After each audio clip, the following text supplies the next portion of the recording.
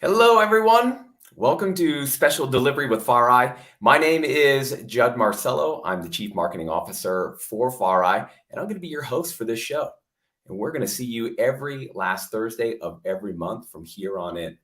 Now, for those of you that aren't familiar with FarEye, we're a delivery logistics company. We help people with all phases of the delivery journey, from first mile to mile to last mile. But we really focus and we really specialize and we excel in helping companies with the most critical part of the delivery journey, which is the last mile delivery. And what is last mile delivery? Last mile delivery is really all about consumers getting the products that they buy from their favorite brands. From a consumer perspective, it's can you get this to me on time, accurately, when I want it, and make it a very simple, easy experience for me. And from a brand side or from a logistics company's side, it's how can we do this profitably? How can we do this so it streamlines operations, makes our people better at what they do, creates a very efficient experience throughout the entire delivery from order to door, and allows us to think about how we take all those profits and turn them into new revenue streams, right? So that's really what we do here at FarEye. We help customers get what they need, and we help the brands that are delivering it to them get it there on time in a really profitable manner. We're really excited about this show. So special delivery, we're going to talk about a lot, and it's obviously going to be about last mile, but we really want to talk about this from a consumer point of view, from a brand point of view, from a logistics provider point of view. This show is about making deliveries better and everything that is included in that process.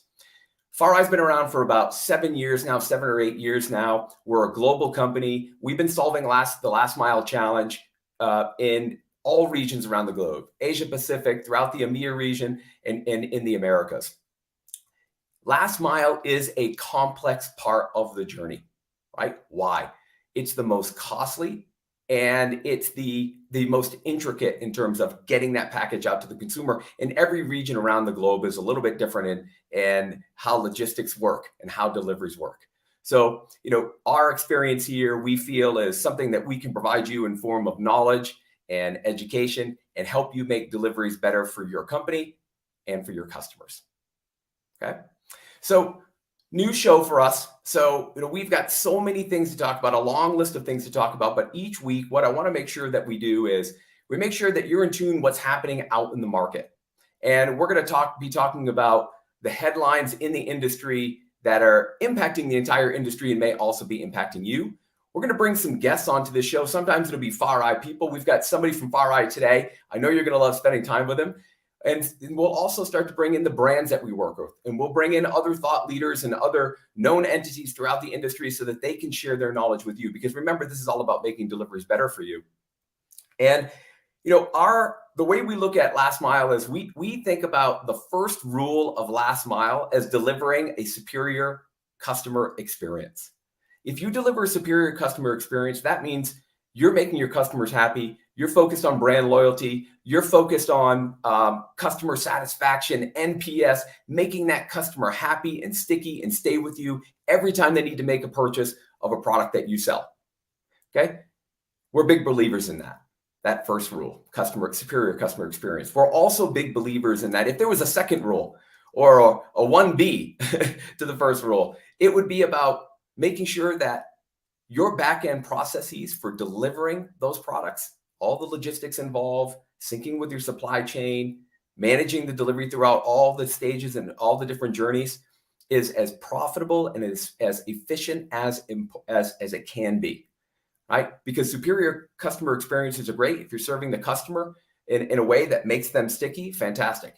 But if you're not doing it in a way that makes your business better, then you're going to have a problem long term. We're going to help you solve those short-term problems you have, and then we're going to help you scale your business and solve those problems in the future, largely through the guests that we bring on and the topics that we discuss today. So, kind of before we get into our segments for this morning or wherever you are this afternoon, I want to talk to you a little bit about something that's important to us and something that we're really championing in the market right now. And that's called the last mile mandate, right? for us, the last mile mandate is a code, a set of rules, a method that we feel that everybody who's involved in deliveries, consumer deliveries, logistics, what have you, should be adhering to. Because when you do, you will be focused on the right things to deliver those great experiences and make your business more profitable, more efficient, etc. So recently, we've published the last mile mandate, and within it, it talks about five tenets of creating superior customer deliveries, five tenets of creating more efficient deliveries for your business.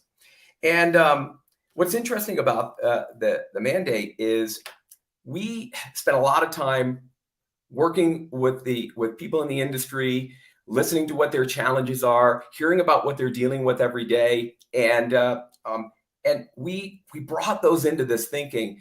And what we found out was, the mandate is really about solving challenges. And there are five primary challenges that we see that brands are having, businesses are having when it comes to the last mile.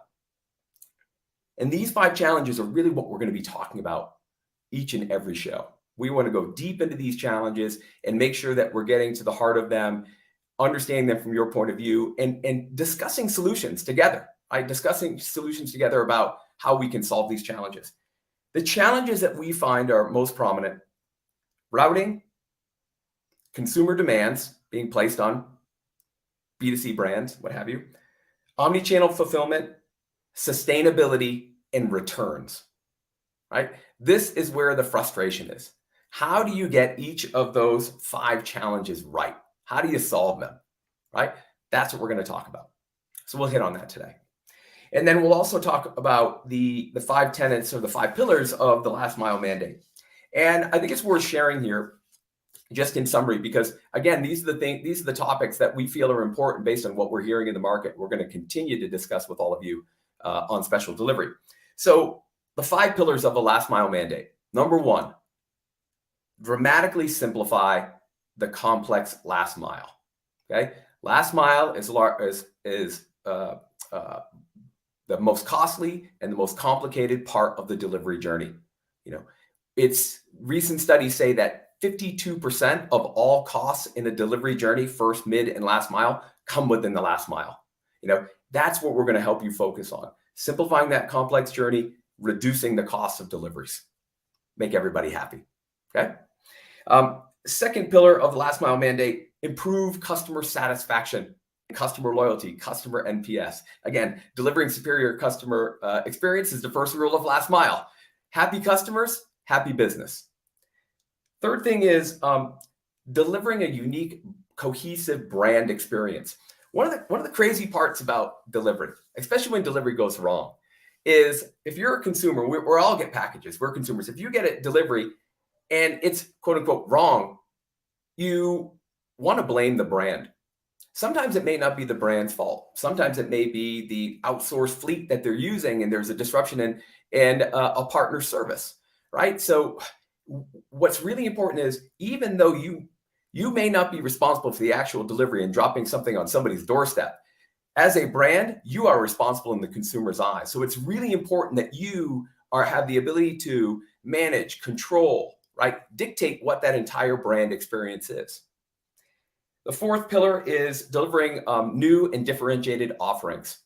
When you create efficiencies in your delivery logistics, in your delivery journey for your customer, and you become, highly efficient, right, internally, it frees up resources. It creates more profit in your business that you can reinvest into new delivery models, right, or new business models related to delivery. It could be add-on services, whatever it may be.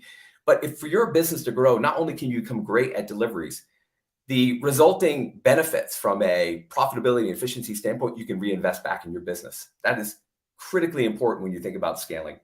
And then lastly, it comes down to sustainability. Very important today. How your brand handles the impact on the environment is very important from a consumer's perspective. And you need to be thinking about that, because when you don't, it impacts a consumer's perspective on who you are as a company, how you're treating the environment, and ultimately whether or not they spend their money with you. Okay, so just a quick overview of the last mile mandate. Now, look, we'll share some links in a bit, but the last mile mandate is something that we offer on our site. We have a full rundown of what the last mile mandate is. We'll share the link, and I encourage you to have a read. Let this spark some ideas for you. Read this, bring this next time you come to special delivery, because we'll be talking about it in detail. But I think within here you'll learn a little bit more about the last mile challenge and the mandate that you should adhere to help you solve it. Okay. All right. So before I move on, I just want to acknowledge everybody that's joined us today. Thank you for joining. I see we have people coming in from Brazil. We have people coming in from Ohio, California. We have people here from Tennessee. We have people here from all over the globe and throughout the US. So thanks for spending time with us. Your time is valuable and we appreciate it. Now, look, I encourage you to join in, make some comments, ask some questions, grab my attention, and we'll address what's on your mind, because really this show is all about you. Okay, great. Let's do this. I want to move into our next segment, and I think this is an important one. It's probably impacting all of you that are involved in deliveries, consumer packaged goods, B2C companies, specifically e-commerce. So, in this segment, which I like to call delivering the headlines. Okay, I'm a marketer, so we try to have some have some fun with what we're doing here. So we want to make sure that we know you're busy and you don't have a lot of time to read every article that's out there. So we're going to do some of that for you. Okay, we're going to pay attention to the industry news and we're going to bring it to you here. I think one topic that is on everybody's mind right now when you're selling goods online is the pace of e-commerce growth. Okay, so we all experienced the pandemic and what happened there from a human level, but from a business level, what we saw was pretty much everything was moving to online purchases. We're all trapped at home, and we needed to get what we needed from a food perspective, from a goods perspective. We needed to have some kind of regular life, even though we couldn't get out there and walk amongst the people. So what happened? Everybody turned to deliveries online. We started going to our favorite retailers. All the retailers had to flex very fast and make sure that they could fulfill all the orders that were coming in. It created a little chaos, but it created a lot of opportunity too, and it created a lot of optimism in the market. There were projections of where e-commerce was going to go were just exploding, right? Never ending, glass half full. This is just going to continue its upward trend, and it really did throughout the pandemic, obviously, and it did so in 2021 thereafter. But what we're starting to see is that new normal is creating a new normal, right? And we're seeing these, this spike of online sales start to flatten a bit. And maybe those optimistic projections from an e-com perspective aren't trending in the same direction or as aggressively as the experts thought they would. And so we're seeing that businesses have to readjust. And I pulled out a couple articles here that I want to share with you. I think kind of tell the tale. One of them here is I pulled this from TechCrunch, and it's pretty on the nose, how e-commerce companies can brave the new retail environment. Right up front, they're calling out, this new retail challenge. And it specifically addresses what's happening with e-commerce growth right now. And I just want to call out this line here for you, this little paragraph. It's stating here, e-commerce growth percentage of total worldwide sales has not continued to persist as strongly as expected post-pandemic. Okay, and the stats to prove it. From Statista, it says e-commerce stood 12.9% of total U.S. retail sales in Q4 of 2021, down 13.6% in the previous year.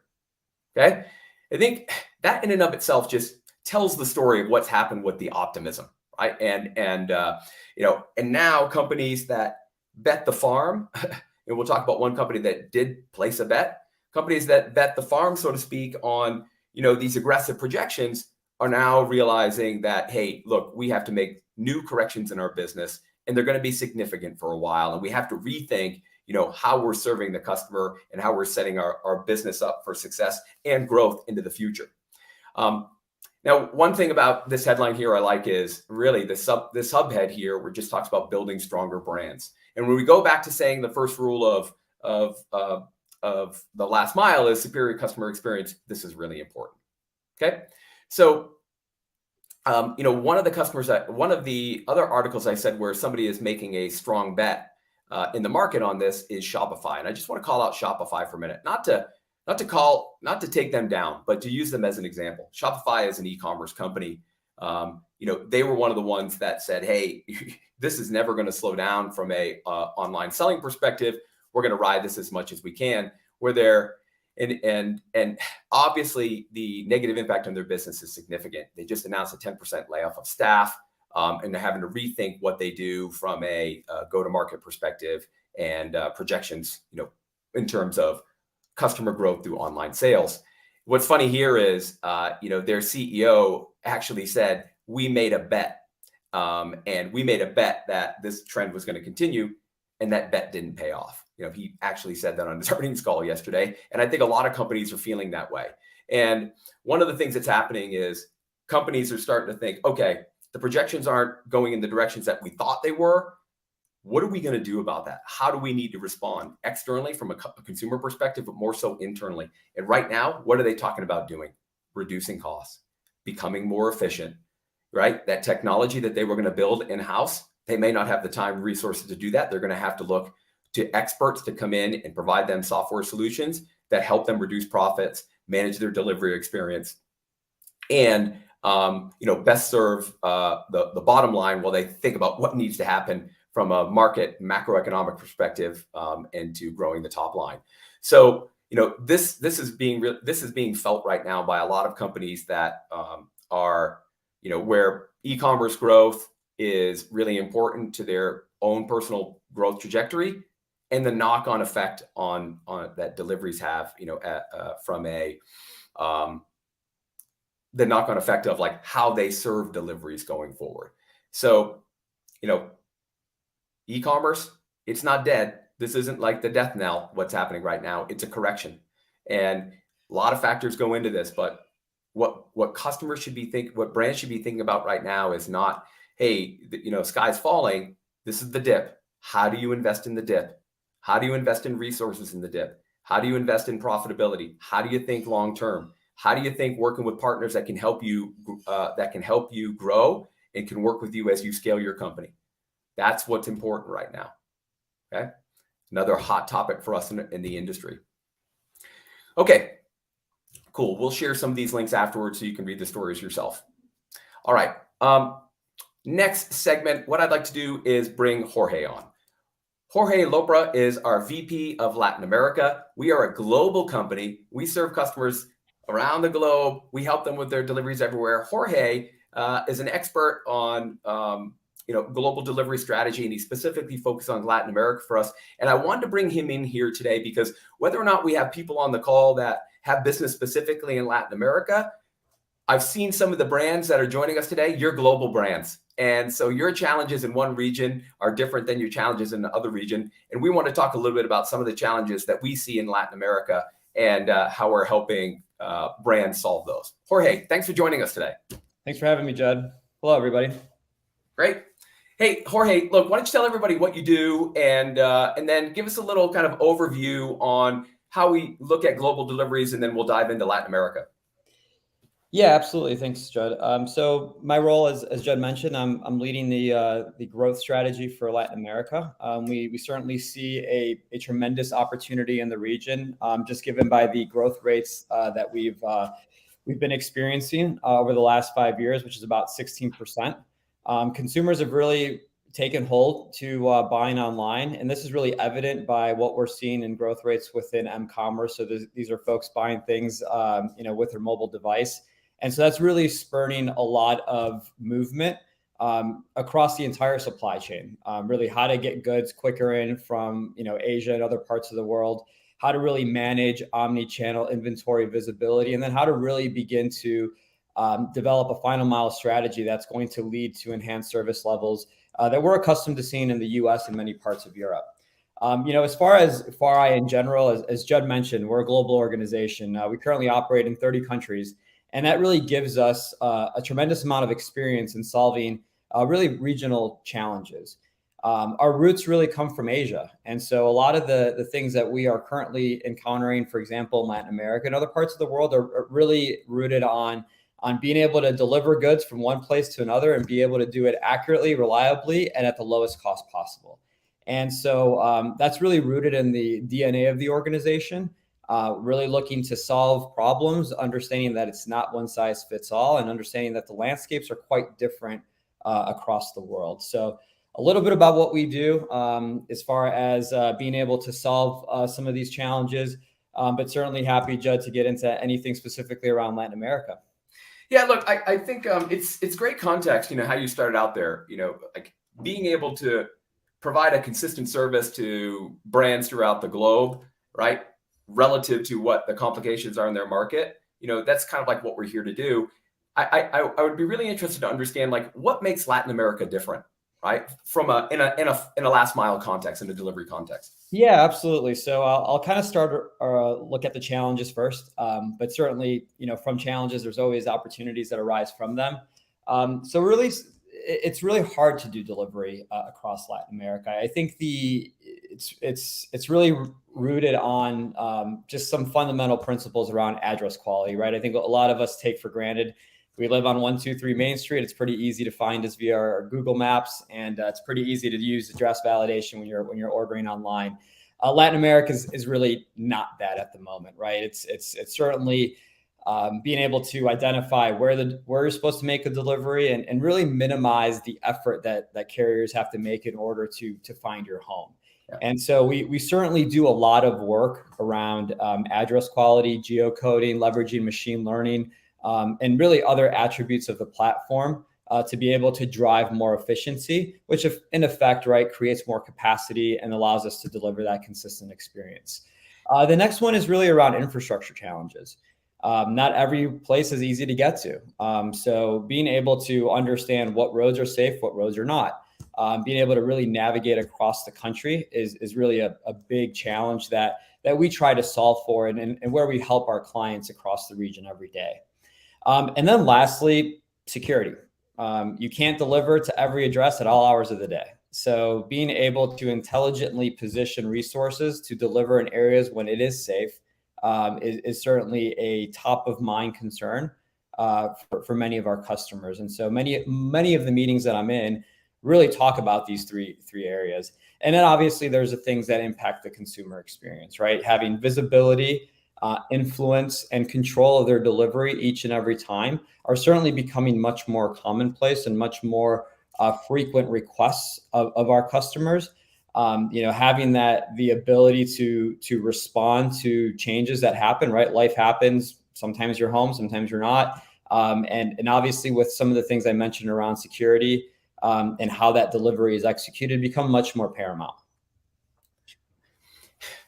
So all that being said, one of the things I talked about earlier and what I heard there is really around the experience that the actual consumer delivery experience when something lands at the front door. You mentioned the complexities there where 123 Main Street, take that for granted. How are brands, logistic companies thinking about the consumer experience, like the actual delivery at the front door? How are they thinking about that differently now? What's changed for them? Well, I think much of what we saw 8 years ago with Amazon is beginning to happen with players such as Mercado Libre. They're now beginning to push the envelope of what that delivery experience is and setting the new bar, right? So we can remember 8 years ago when we thought it was crazy to get something next day. Now even same day. Nowadays you can do it within time windows. That is far from the case, right? So I think a lot of that is really beginning to have to force organizations to rethink what that e-commerce experience should look like, and really having leaders such as Amazon in the US, Mercado Libre in Latin America, that's really beginning to accelerate some of the evolution in what that consumer experience is, and continuing to reestablish what's going to influence buying behavior. I think you see a lot of that in the statistics today in the US, for example, where 90+%, right, of consumers are not going to shop again if they have a bad delivery experience, right? It's really that interface of the brand is really that touch point happens at the doorstep, right? It's no longer the storefront, it's the doorstep. And we have to be very conscious of what type of brand experience we're going to be delivering as part of that. And so that's really where technology and this is where FarEye really shines. And these are some of the things that we're able to do for our customers each and every day. Got it. Look, it's great to hear that there are consistencies, like, consistencies in the region or just mindset when people think about what the customer experience is, or how, like we like to say, the front door is the new storefront, right? We have to be thinking about the extension of that online experience to at home. So it sounds like there's a lot of similarities there. It's really good in terms of like just a global standard, so to speak, on how customers want to be treated. That's first and foremost what we're doing here. I talked a little bit earlier about e-commerce and the state of that right now, and how some brands and companies are dealing with that spike and now leveling off. What's the state of e-commerce in Latin America? Well, I think the managing capacity and those peaks and troughs are certainly, a challenge. When you consider that 60% of carriers are independent, that's a large fragmentation in carrier base that we really have to look at how to harmonize. If we don't, options become limited, capacity becomes limited, offering becomes limited. Yeah.